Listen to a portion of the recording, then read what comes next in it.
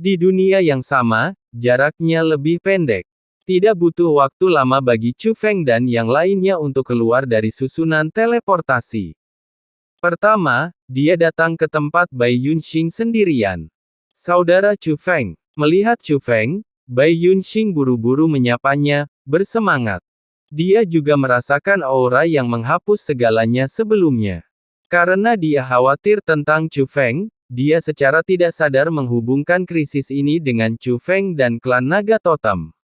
Dia bahkan merasa bahwa Chu Feng mungkin mengalami sesuatu yang tidak terduga. Itu sebabnya saya sangat bersemangat untuk melihat Chu Feng lagi sekarang.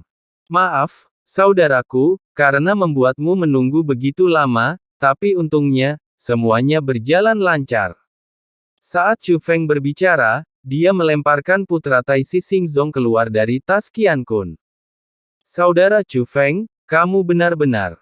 Meskipun dia tahu bahwa Chu Feng mampu, Bai Yunxing masih terkejut saat melihat putra Tai Sisingzong. Lagi pula, orang ini seharusnya dilindungi dengan ketat.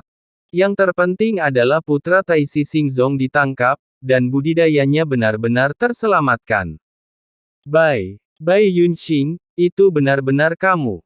Kamu adalah pengkhianat. Ayahku mendukungmu, beraninya kamu memperlakukanku seperti ini.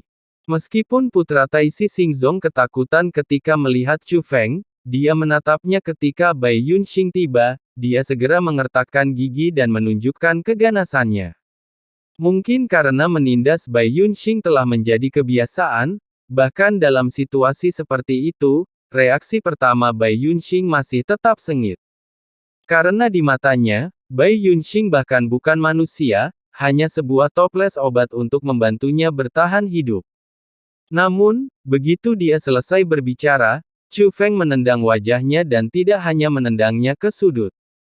Wajahnya ditendang dan berubah bentuk, dia bahkan tidak bisa berbicara dan hanya bisa terus-menerus memuntahkan darah. Ayahmu juga akan mati, tapi kamu selangkah lebih maju darinya. Kata Chu Feng menunjuk orang ini, sebuah formasi muncul dan menyelimutinya. Kemudian rumus ajaibnya berubah, dan formasi agung lainnya muncul, tetapi ketika Chu Feng mengencangkan cengkeramannya, formasi agung itu segera menyusut dan berubah menjadi belati formasi. Dia menyerahkan belati itu kepada Bai Yunxing, aku akan menggali garis keturunanmu sendiri. Formasi ganda Chu Feng telah mengunci garis keturunan orang ini dan dapat menjamin bahwa itu tidak akan rusak jika Bai Yunxing menggalinya. Bai Yunxing mengambil belati, berjalan ke arah putra Tai Sisingzong, dan langsung memasukkan belati formasi ke tubuhnya. Di matanya, tidak ada rasa takut seperti sebelumnya, yang ada hanya kebencian. Kamu, melihat Bai Yunxing, putra Tai Sisingzong, dengan ekspresi yang begitu garang, dia bahkan melupakan rasa sakit yang datang dari tubuhnya, dia merasa tidak bisa dipercaya. Dia belum pernah melihat Bai Yunxing seperti ini. Apakah ini masih Bai Yunxing yang sama yang saya ingat sebagai pengecut dan pemalu, membiarkan dia memukul dan memarahinya? Tapi dia tidak punya waktu untuk memikirkannya karena garis keturunannya telah digali oleh Bai Yunxing. Saudara Bai, tanpa basa-basi lagi, mari kita mulai sekarang. Chu Feng sudah menyiapkan formasi fusi. Bai Yunxing juga mencoba yang terbaik untuk bekerja sama.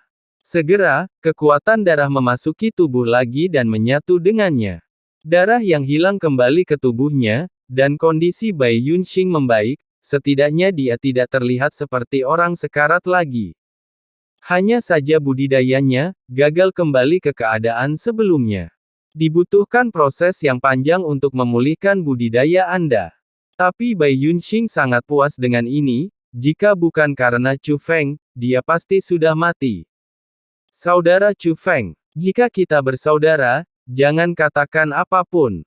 Bai Yun, King awalnya ingin mengucapkan terima kasih, tetapi Chu Feng segera berbicara. Melihat ini, Bai Yunxing tidak berkata apa-apa lagi, hanya membuka mulutnya dan tersenyum cerah. Ini adalah pertama kalinya setelah sekian lama dia tersenyum dari dalam. Saya pikir saya terjebak dalam jurang yang dalam dan tidak akan pernah bisa melupakannya. Siapa sangka ia akan menemukan cahaya lagi dan menariknya keluar dari jurang. Chu Feng adalah cahaya ini. Setelah itu, Chu Feng mengajak Bai Yunxing untuk bergabung dengan pemimpin klan naga totem dan lainnya. Setelah mengetahui pengalaman Bai Yunxing, pemimpin klan naga totem segera mengusulkan agar dia membawa Bai Yunxing bersamanya ke tanah suci tempat anggota klan naga totemnya berlindung untuk penyembuhan. Menurut pemimpin klan naga totem, tanah suci itu, dalam beberapa hal, bahkan lebih kuat dari tanah terlarang naga leluhur. Itu adalah tempat yang awalnya hanya diketahui oleh pemimpin klan naga totem, bahkan penatua tertinggi pun tidak mengetahuinya.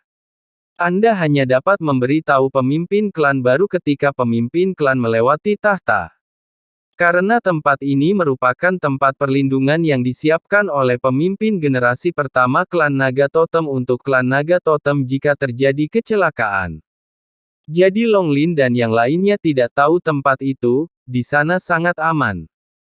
Teman kecil Chu Feng, apa rencanamu? Tanya pemimpin klan naga totem. Awalnya, dia ingin mengundang Chu Feng untuk menemaninya, tetapi setelah memikirkannya, Chu Feng mungkin punya pengaturannya sendiri. Saya ingin pergi ke alam meridian terbakar dari garis darah Tianhe, kata Chu Feng. Begitu kata-kata ini keluar, mata semua orang berubah. Long Chengyu bahkan bertanya langsung, Chu Feng, apakah kamu ingin berpartisipasi dalam KTT 9 surga? Iya, Chu Feng mengangguk. Tetapi jika dihitung waktunya, itu sudah terlambat, kata pemimpin klan naga totem. Saya punya cara, saya harus bisa melakukannya tepat waktu, kata Chu Feng. Oh. Setelah mendengar ini, mata Long Chengyu tiba-tiba berbinar. Adapun yang lainnya, tidak ada yang menyatakan keraguan, mengira. Jika orang lain mengatakan ini, mereka akan mempertanyakannya, tapi Chu Feng, mereka tidak berani mempertanyakannya. Kekuatan formasi penjaga memiliki pengaruh yang begitu besar pada mereka sehingga tidak ada satupun dari mereka yang berani meremehkan Chu Feng lagi. Chu Feng, bawa aku bersamamu, Long Chengyu menyatakan pendiriannya. Aku akan pergi juga, kata Long Muci juga. Chu Feng memandang pemimpin klan naga totem, menunggu jawabannya. Aku akan menemanimu, kata pemimpin klan naga totem, tetapi setelah mengatakan ini, dia mulai terengah-engah dan terbatuk-batuk. Ayah, kamu harus pergi ke tanah suci untuk memulihkan diri secepat mungkin, kami bisa melakukannya, kata Long Chengyu. Segera setelah itu, tetua lainnya juga melarang pemimpin klan naga totem pergi ke tanah suci untuk menyembuhkan lukanya terlebih dahulu, dan mengatakan bahwa mereka dapat melindungi Long Chengyu dan yang lainnya. Tapi Long Chengyu dan Long Muxi berkata bahwa mereka tidak membutuhkan siapapun untuk melindungi mereka, hanya Chu Feng dan mereka bertiga yang akan pergi. Karena di antara mereka, kecuali juniornya, semuanya sedikit banyak terluka. Semakin kuat orang tersebut, semakin serius cederanya, dan mereka harus pergi ke tanah suci untuk penyembuhan sesegera mungkin.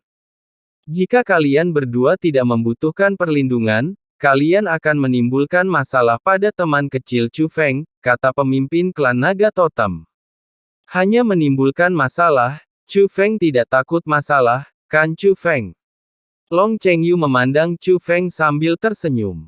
Bagaimana mungkin kamu tidak takut akan masalah? Begitu Chu Feng mengucapkan kata-kata ini, wajah Long Chengyu tiba-tiba menegang. Tapi Chu Feng segera berkata, tapi bagaimana kalian berdua bisa mendapat masalah?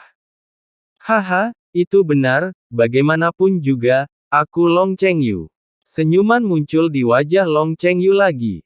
Melihat ini, pemimpin klan naga totem juga tersenyum dan menggelengkan kepalanya, dan segera berkata kepada Chu Feng, kalau begitu kita harus merepotkan teman kecil Chu Feng.